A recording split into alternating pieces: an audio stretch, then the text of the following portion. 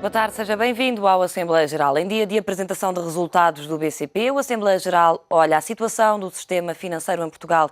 O BCP apresenta daqui a pouco resultados relativos aos primeiros 3 meses do ano. O lucro trimestral do banco, liderado por Nuno Amado, deverá apresentar uma quebra de 66%.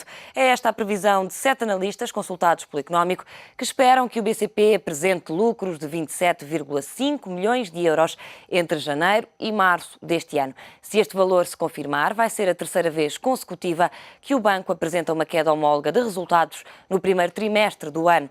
O banco, liderado por Nuno Amado, deverá ainda ter fechado o primeiro trimestre com lucros operacionais de 300 milhões de euros, menos 1,6% que no mesmo período do ano anterior. Ainda assim, este valor fica 5,1 milhões de euros acima do último trimestre. Este desempenho é justificado pelos analistas com o impacto das operações de gestão de responsabilidades, como foi o caso da operação de recompra de obrigações hipotecárias feita pelo banco. E aliado a isto, o financiamento da banca à economia disparou no mês de março, quer a particulares, quer a empresas. Os bancos concederam 5,8 mil milhões de euros, mais 1,9 mil milhões que no mês de fevereiro, ou seja, uma subida de 47%. Trata-se da maior subida mensal desde 2003, a altura em que o Banco de Portugal passou a disponibilizar este histórico. Foi no crédito a particulares que se registou a maior subida. Os empréstimos para habitação, consumo ou outros fins cresceram 183%. Em março foram emprestados 1,5 mil milhões de euros, mais 973 milhões que os 531 milhões de euros do mês de fevereiro. Nas empresas também se registou uma subida de 26% e no total foram emprestados 4,3 mil milhões de euros. Esta subida no crédito concedido acontece um mês depois de o BCE ter injetado quase 530 mil milhões de euros. Se quiser então participar no programa de hoje, já sabe, basta ligar o número de telefone 21 323 6898 e responder à pergunta: a banca já está em condições de financiar a economia? Também pode deixar o seu comentário no e-mail assembleiageral@económico.pt. Para já passamos à análise destes assuntos, com as presenças de Jorge Santiago, comentador habitual das segundas-feiras aqui no Assembleia Geral, e de António Gaspar, professor universitário e especialista na banca. Boa tarde aos dois e obrigada pela vossa presença. Vou começar aqui por si e fazer-lhe a pergunta que fazemos também aos nossos telespectadores, na sequência desta notícia de hoje de que o financiamento à economia real disparou, finalmente, para alguns.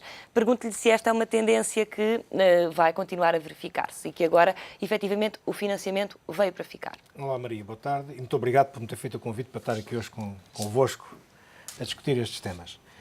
Eu devo recordar que no mês passado, portanto há 2 meses sem desfazamento em termos do boletim estatístico do Banco de Portugal, o crédito a particulares caiu 1,86% e a empresas caiu cerca de 1%.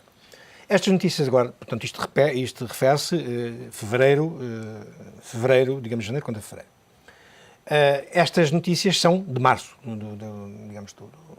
informações do Banco de Portugal de março. Eu gostava de acreditar que a tendência fosse essa, não é? Porque as empresas, sobretudo as PMEs, e eu já disse aqui, não neste espaço, mas num outro espaço várias vezes, que há PMEs portuguesas que têm carteiras de clientes, têm carteiras de encomendas e não conseguem produzir porque estão asfixiadas, ou seja, em termos de tesouraria, falta-lhe uma dinâmica por parte da banca para os ajudar, para, de facto, aquela carteira de encomendas que têm, conseguirem,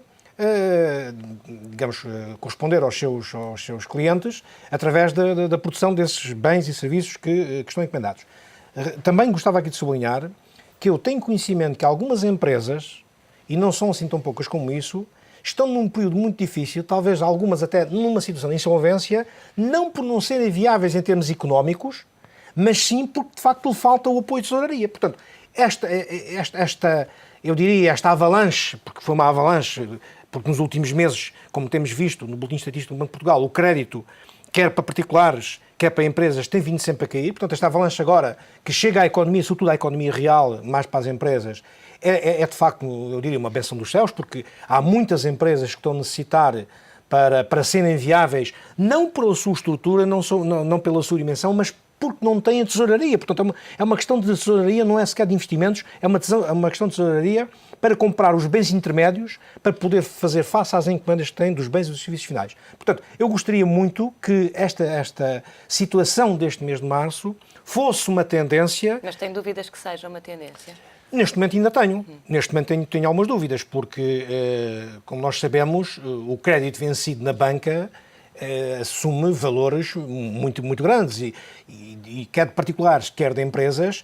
Posso lhe dizer que, em termos homólogos, de fevereiro de 2011 para fevereiro de 2012, o crédito de cobrança duvidosa de empresas aumentou 56%. E aqui não estão os write-offs, são feitos 3 meses, a cada 3 meses, não é? E sobretudo no final do ano, write-offs brutais, não é? Portanto, esta tendência que está aqui, e vai continuar, digamos, o crédito vencido vai continuar a crescer, por exemplo, de janeiro para fevereiro deste trimestre já, portanto, de janeiro deste ano para fevereiro deste ano, em empresas, o crédito de cobrança duvidosa aumentou 8,53%. Portanto, ainda há muita situação duvidosa e eu acho aqui um pouco estranho que, em termos dos particulares, e sobretudo no crédito de habitação, portanto, dos consumos e outras finalidades, eu também percebi isso, mas no crédito de habitação tenham aumentado tanto como aumentou. Porquê? Porque os bancos, neste momento, têm um problema grave, que é a desvalorização dos seus ativos.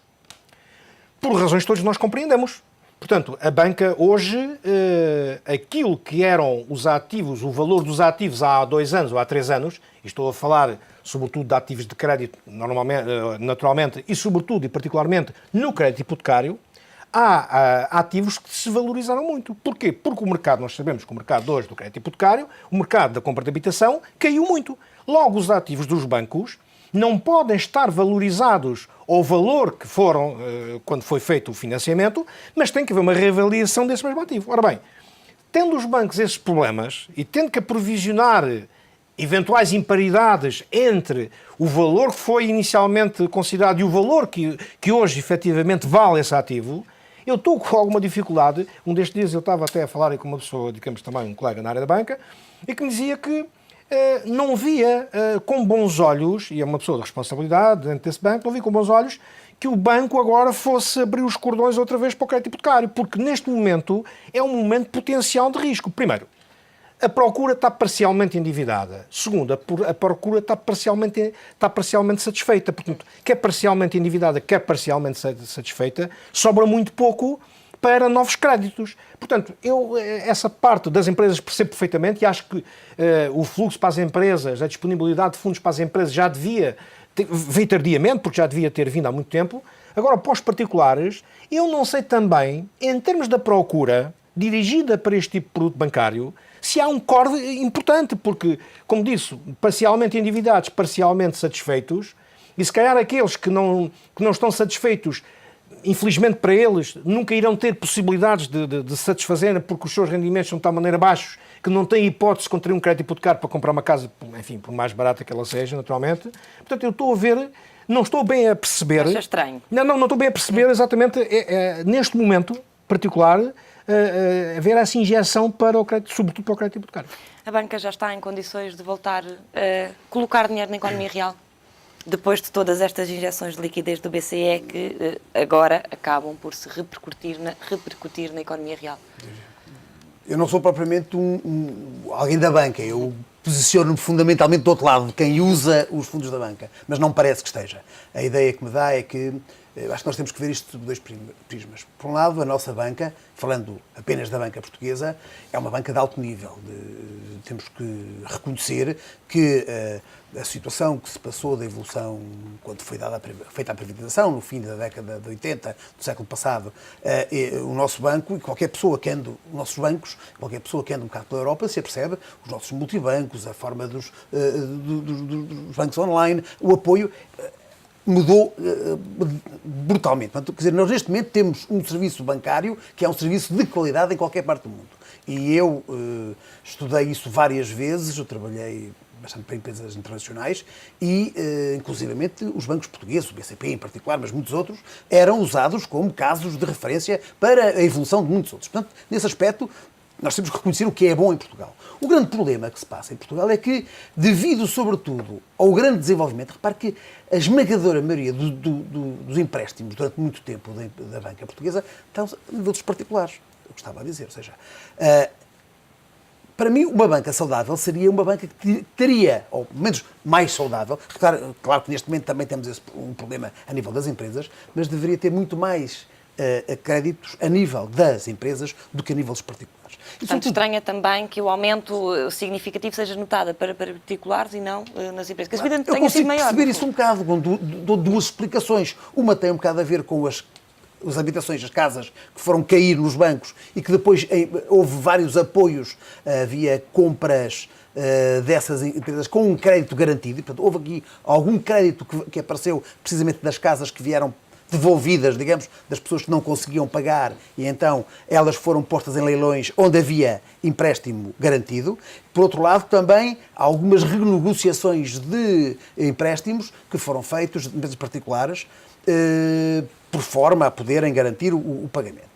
Agora, aí havia reações muito interessantes. Eu continuo a não perceber porque é que com aqueles 12 mil milhões de euros que vinham para a banca ainda não se arranjou uma solução, um ano depois praticamente da Troika, ainda não temos nenhuma solução com a banca e ainda não existe, sobretudo, uma solução para aquela parte mais complicada que tem a ver precisamente com o crédito de habitação. Não se esqueçam que o crédito de habitação foi tipicamente a muito longo prazo, ou seja, a esmagadora maioria dos empréstimos são a 30 a 40 anos, enquanto a banca não se consegue financiar a 30 a 40 anos, ou seja, ele emprestou a 30 a 40 anos, mas tem que se financiar a prazos muito mais curtos, ou seja, tem uma rigidez da sua oferta, digamos, a 30 a 40 anos, com um valor de juro perfeitamente definido, quando o seu financiamento varia ao longo do tempo. E, portanto, isso causa aqui graves situações. Agora, por outro lado, as próprias empresas também não se prepararam. Eu tenho dito aqui, tenho afirmado muitas vezes isso, nós temos dois problemas fundamentais na parte das nossas empresas. E, não falando muito dos particulares, mas nas empresas. Um é uma má estrutura de capitais. Nós temos poucos capitais próprios. A maior parte das nossas empresas, é verdade que têm problemas de tesouraria, mas uma boa parte dos problemas de tesouraria vem precisamente da sua falta de capitais próprios. A segunda situação é a falta de controle de gestão. Isto nota-se, algum trabalho que eu faço passa por aí, por criar indicadores de gestão. E quando as empresas, as instituições passam a ter controle de gestão, as coisas melhoram muito. Ou seja, o que acontece também muitas vezes é que a banca diz que não empresta ou que tem taxas, tem risco grande, também porque as empresas também não se organizam e não têm dados a funcionar. Ou seja, há aqui, como sempre, estas coisas nunca é culpa só de uns ou culpa só do outro. Portanto, há aqui uma necessidade de estruturar bastante as nossas empresas, quer em termos da sua estrutura de capitais, quer em termos do seu controle de gestão, da forma como prestam contas. E isso, teoricamente, esta alteração que está em curso, basicamente, da passagem do POC para o SNC, vem trazer alguma situação, porque, digamos, o POC fundamentalmente estava estruturado, o Plano Oficial de Contabilidade estava estruturado em função dos impostos, portanto, de prestação de contas às finanças, enquanto neste momento o SNC vem fundamentalmente estruturado em função da prestação de contas no mercado de capitais. E, portanto, há aqui alguma diferença. As empresas têm que perceber uma coisa uma vez por todas, e os bancos também, é que esta noção de apenas e só emprestarem a curto prazo, de não haver reestruturação das estruturas de capitais, com mais capitais próprios, havendo um desenvolvimento da forma como as empresas financiam, não acredito que vamos a parte nenhuma. E isto é um trabalho que, por exemplo, podia ser feito em conjunto até, não?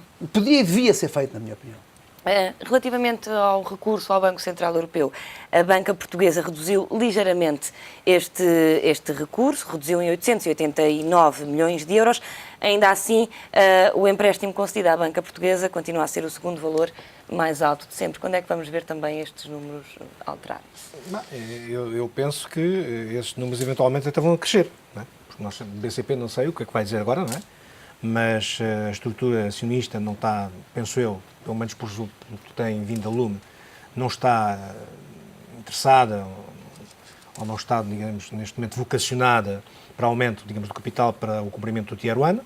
Esses valores vão ter que ser injetados no banco e o BCP já disse que vai recorrer ao fundo dos 12 mil milhões, a parte desse fundo, que está destinado, digamos, pelo triunvirato da ajuda técnica a Portugal.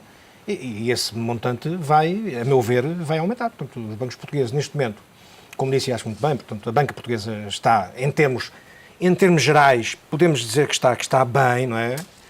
em termos estruturais está bem, agora tem problemas. Tem problemas que diferem um pouco banco para banco, não é? Mas há um problema, digamos, que é uma espinha dorsal que os percorre a todos, que é o crédito vencido, a dimensão do crédito vencido, aquilo que estava há pouco a referir, que se chama o risco de liquidez na banca, ou seja, o financiamento ser feito a prazos diferentes, depois do ativo e o passivo serem feitos a prazos diferentes. De facto, isso sempre aconteceu na banca, não é? Sempre aconteceu. E não houve problemas, nunca houve problemas, só que neste momento as contingências são diferentes do passado, não é? Claro. Mas o risco de liquidez sempre existiu. Portanto, os empréstimos hipotecários, por norma e digamos, pela sua consistência, são empréstimos a longo prazo e os bancos nunca se vão financiar a longo prazo no mesmo prazo que os créditos. Mas isso sempre tem funcionado, não tem havido problemas. Só que mudou. Portanto, as circunstâncias financeiras nos últimos 2, 3 anos mudaram. Portanto, os bancos têm que ter muito cuidado relativamente a essa matéria. E mais, em termos de crédito hipotecário, os bancos fizeram aqui há uns 5, 6 anos, penso que neste momento até já não tem essa prática, mas há 5, 6 anos, ou até há 5, 6 anos, fizeram, digamos, uma engenharia financeira, não é? Ou seja, os créditos hipotecários normalmente que eram 25, 30 anos, o mutuário muitas vezes tinha 60 anos, quase já a perder até a idade para poder fazer o seguro, não é? O seguro de vida, mas desde que houvessem filhos do mutuário, que se constituíam como avalistas do próprio mutuário, ou como fiadores do próprio mutuário, largavam o prazo para 40, para 50 anos. Porquê? Porque, entretanto, o mutuário inicial podia falecer, mas os filhos iriam assegurar sempre aquele empréstimo. Portanto, isso foi uma engenharia financeira que a banca fez para colocar mais financiamento nos créditos hipotecários, portanto, em pessoas que à partida já não tinham condições, sobretudo etárias, por exemplo, para aceder a um crédito hipotecário, mas com esse tipo de engenharia financeira os bancos ficavam salvaguardados porque tinham ali um fiador ou tinham um avalista que respondia por solidariedade exatamente da mesma forma que o mutuário original. Portanto, as circunstâncias de facto mudaram, os bancos hoje estão com o rastro de crédito vencido muito acima daquilo que eu acho que era o desejável na banca, não é? Nós estamos a falar de valores à volta dos 4%, 4,5%, que é muito, mesmo numa situação de crise em que vivemos é muito, e naturalmente que os bancos hoje têm uma apetência menor, sobretudo em termos da malha de aceitação dos novos riscos de crédito, são muito mais exigentes do que eram no passado.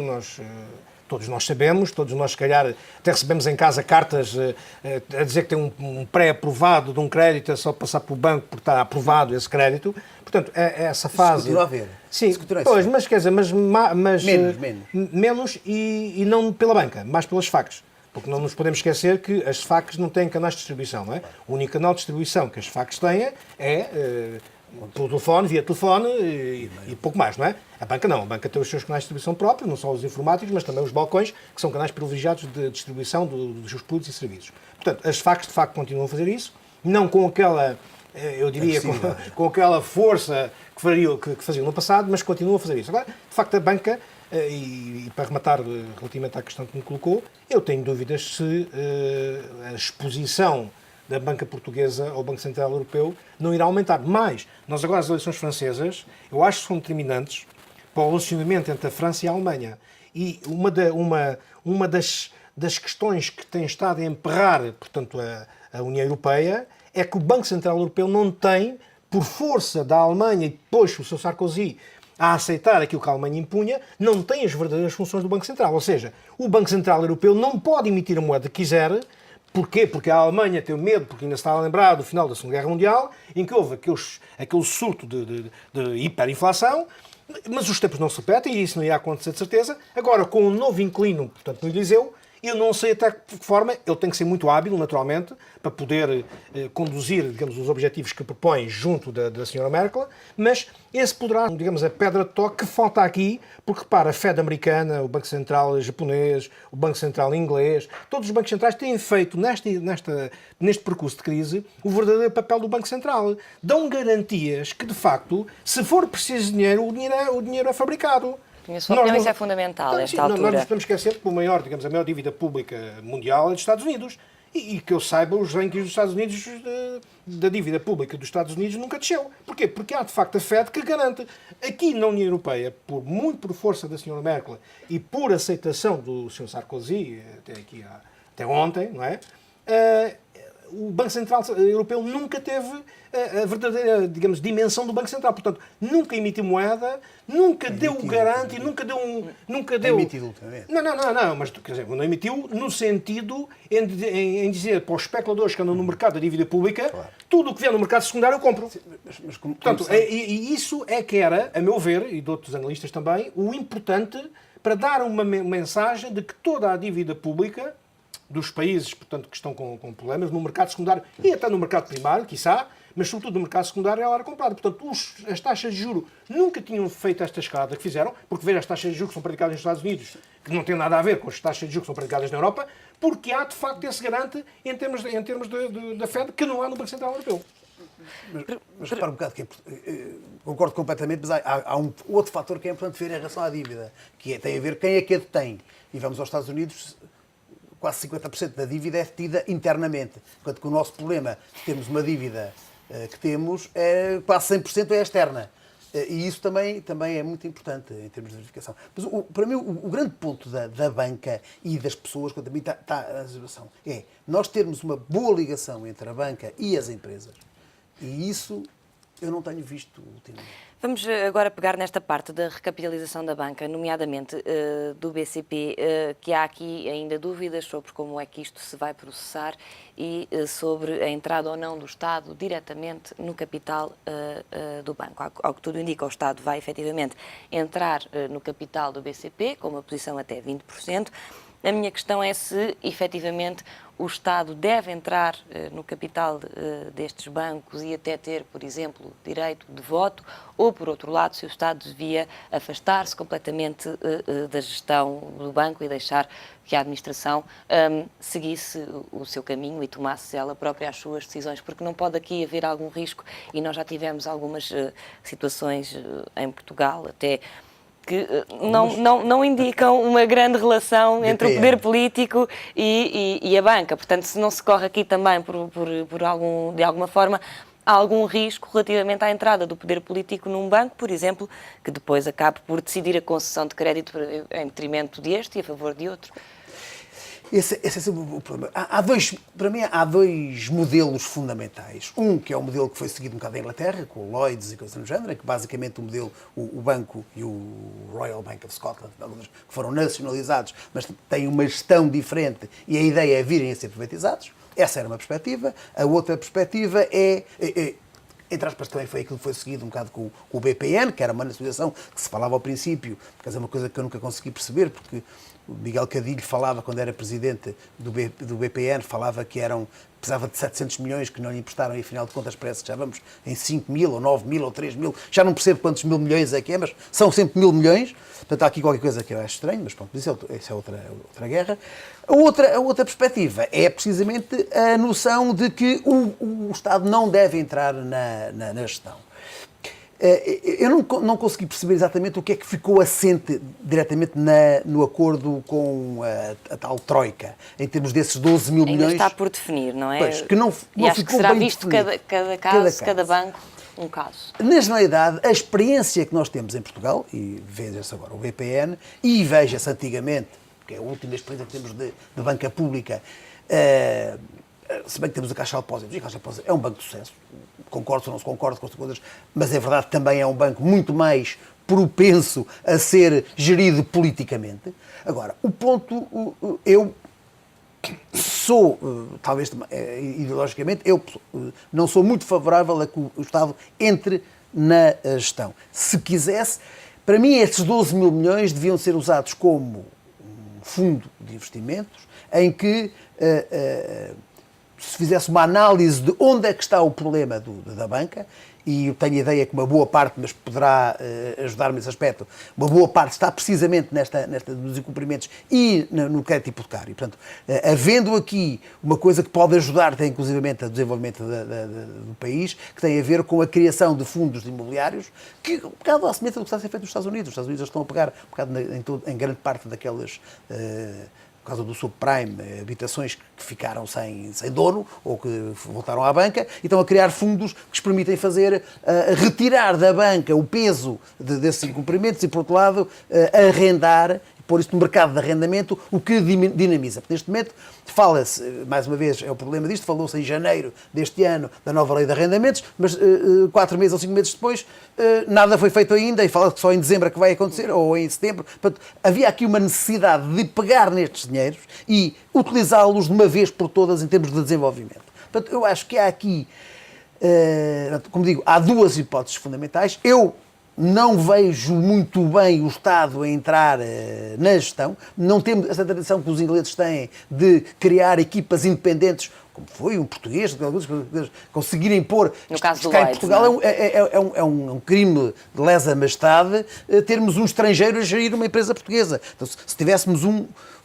inglês a gerir um banco português, toda a gente ia dizer que isto estava a morrer. Quando temos um português a gerir um banco, o banco dos mais carismáticos em Inglaterra. Portanto, eu veria isso com bons olhos.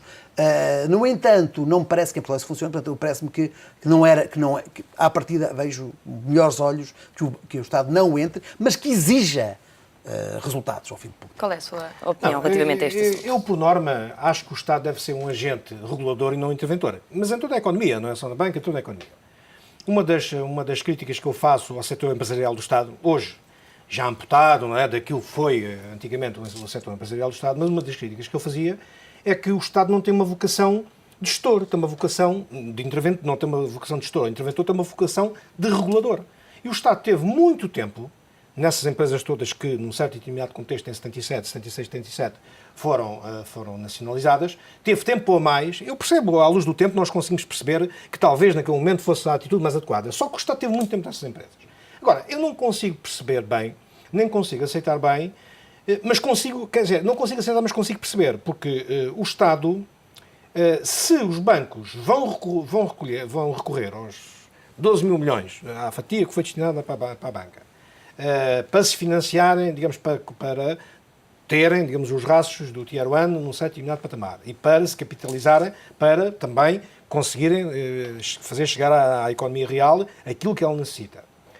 E se esses bancos ficam durante 2 ou 3 anos, digamos, sobre esse plano e ao fim desses 2 ou 3 anos é que esse plano, portanto, acaba e os bancos conseguem ressarcir a entidade financiadora, portanto, o Fundo Monetário Internacional e o Banco Central Europeu, eu não aceito, mas percebo qual é a lógica do Estado. Portanto, estar lá dentro... Agora, o que me parece a mim, pelo menos daquilo que eu tenho lido, é que o Estado não vai interferir diretamente na gestão ordinária do banco. Ou seja, a Comissão Executiva de qualquer banco, que é aquela que pensa a racionalidade estratégica de qualquer instituição financeira, é aquela que no dia-a-dia põe o banco a trabalhar, é aquela que no dia-a-dia corrige eventuais desvios face aos objetivos que são, digamos, propostos no Conselho de Administração e a Comissão Executiva vai cumprir. Portanto, o Estado, via Banco de Portugal ou via Ministério das Finanças, a meu ver, não vai interferir na gestão corrente do banco. Mas não afasta, de alguma forma, eventuais investidores internacionais? Por exemplo, Sim. Esse é o receio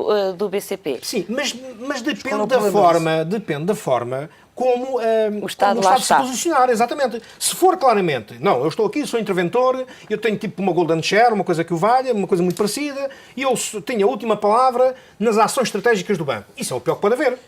Agora, se o banco estiver lá, de uma forma, enfim, só de regulador, para não estar cá fora, para estar lá dentro, a regular, a perceber se o dinheiro chega ou não chega à economia real. Se há situações ou não há situações de favor e se as coisas estão todas a ser, digamos, conforme for, digamos, o cardápio, portanto, escolhido, Nesse o menu caso escolhido. não haverá problema nenhum. Não, a meu ver, não.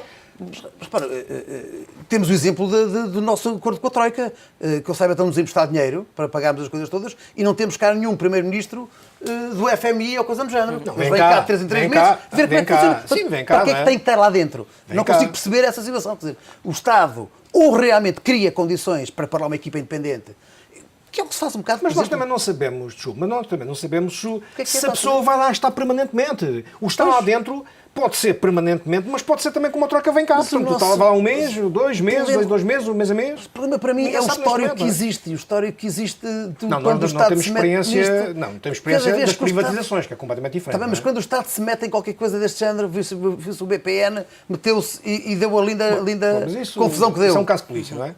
Ou seja, mas não foi. Onde é que está? Onde é que está a polícia? Está agora, está a investigação. Como as outras todas, que há de dar daqui a 50 anos. Está a investigação. E nós temos que acreditar na investigação, pelo menos acredito, não é? Eu acredito tudo, só não acredito só o ratão, mas não sei. Vamos avançar para os números em concreto dos resultados do BCP, que ainda que a esta altura já esperávamos ter um direto, mas ainda não. Portanto, temos ainda só as previsões dos analistas, que esperam uma quebra de 66% e a confirmar-se será o primeiro trimestre de cada ano a ter quebras nos resultados. Em que situação é que está este banco e até a precisar de capital do Estado, a precisar também de um novo investidor? Qual é o panorama para este, que é o maior banco privado português? Uma das coisas que é interessante é que, se falar com grande parte dos analistas da banca, a nível da Citi, consideram grande parte dos bancos portugueses como bancos zombies, ou seja, são considerados como bancos que vivem fundamentalmente para recuperar as suas dívidas, o que é realmente complicado.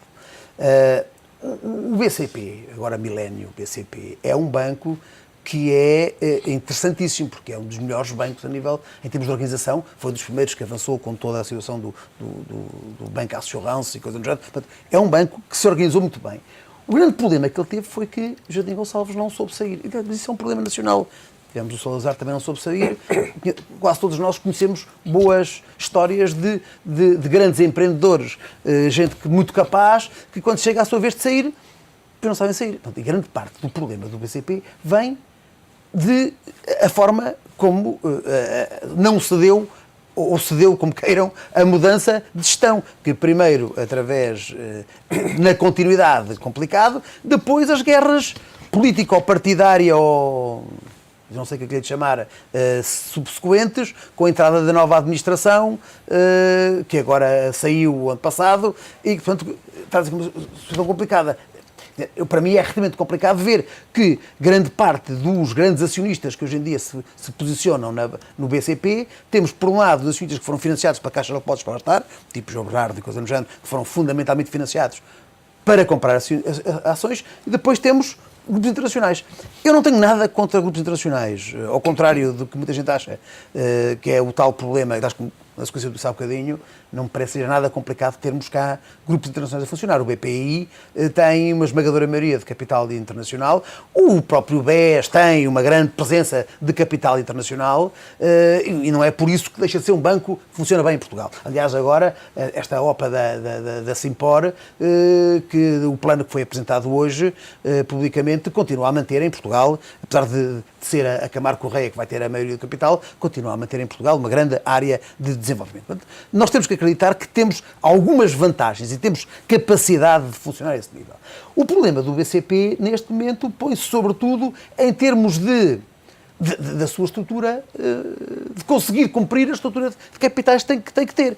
E isso não vai lá sem ter acionistas mais fortes. Ora, Jorge Santiago, vou ter de o interromper, porque a esta altura já começou então a conferência de imprensa. Jorge Santiago, António Gaspar, muito obrigada pela vossa presença neste Assembleia Geral.